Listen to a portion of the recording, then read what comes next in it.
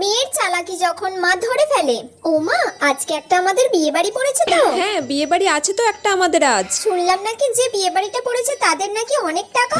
হ্যাঁ তাহলে তো নিশ্চয়ই বিয়েতে খুব ভালো আইটেম করবে।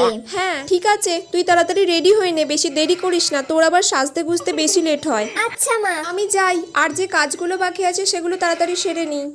A few moments later. তুই এখনো অবধি জামা কাপড় পরিসনি, রেডি হসনি? আমি তো এই শাড়ি পরতে যাচ্ছি। না মা, আজকে আমি যাব না, কারণ কালকে এক্সাম আছে তো, আর এক্সামে কম নাম্বার পেলে গার্জিয়ান কল করবে বলেছে সবার। আচ্ছা, তাই আমাকে পড়তে হবে মা এখন ভালো করে। এই মোবাইলটা আমি নিয়ে গেলাম, মোবাইলটা থাকলে তোর কনসেন্ট্রেশন নষ্ট হবে না, সেই কারণে আমি তোর মোবাইলটা নিয়েই চলে যাচ্ছি। নে নে, তুই তাহলে ভালো করে পড়াশোনা কর এখন।